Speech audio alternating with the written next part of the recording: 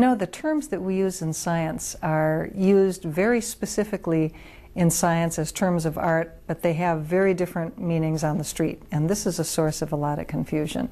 When scientists talk about fact, they're talking about confirmed observations, and facts are interesting, but they're not terribly exciting. They don't do a whole lot for you. Facts are a dime a dozen. There's facts all over the place. A hypothesis is a testable statement.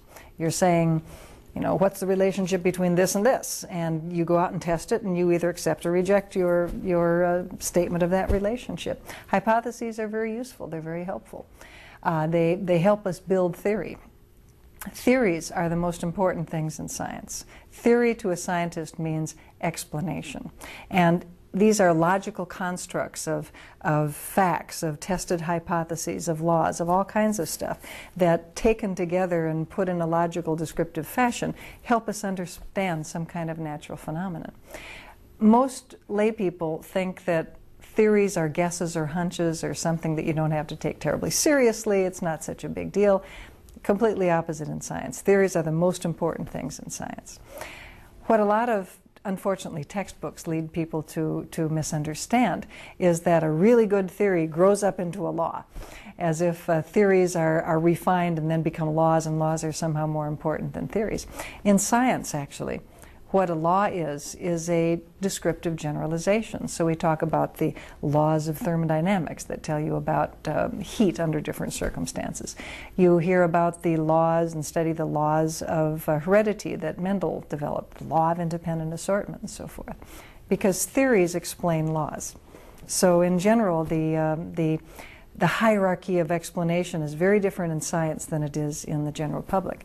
The general public puts facts on top, laws next, hypotheses, and then theories. Maybe theories and hypotheses can move around a little bit. In science, on the other hand, theories are the most important thing. Laws are next most important. Hypotheses are next most important. And perhaps the least most important part of a scientific explanation is facts, because facts are a dime a dozen. And facts don't explain anything.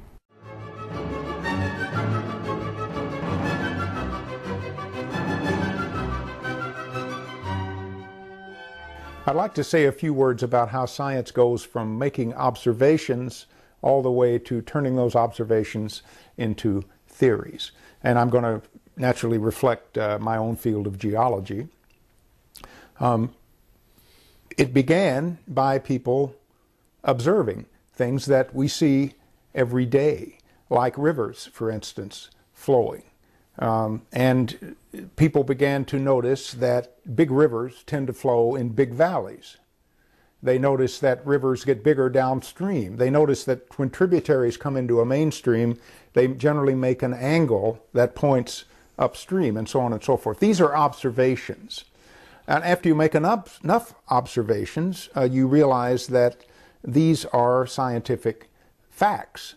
It's not always true that they make an acute angle, but it's true enough so that when you find they do not make an acute angle pointing upstream, you know there's something happened.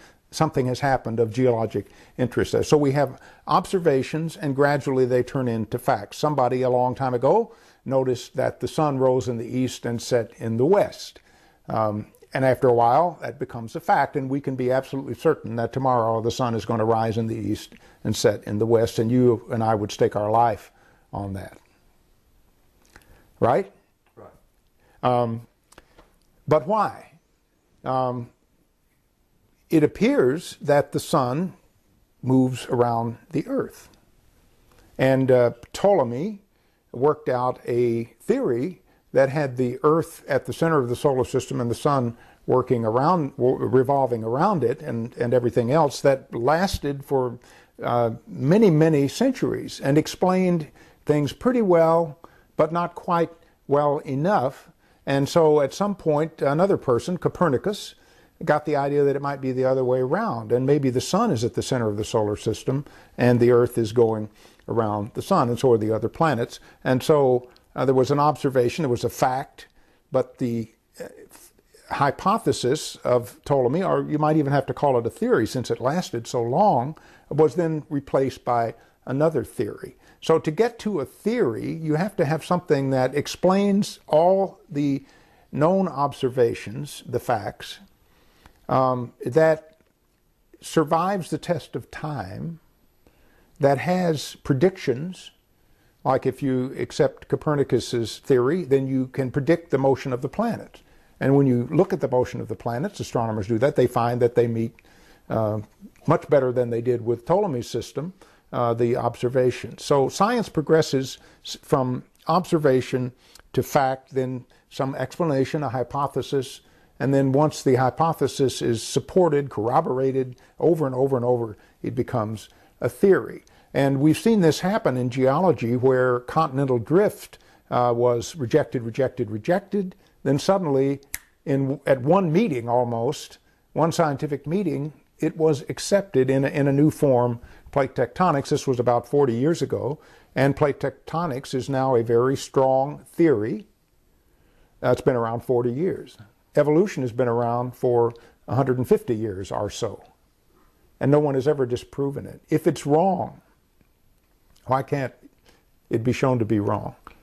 It may be wrong. Someone may show it wrong tomorrow. Someone may disprove or falsify plate tectonics. I would be totally shocked and amazed, but I have to admit as a scientist that it's possible.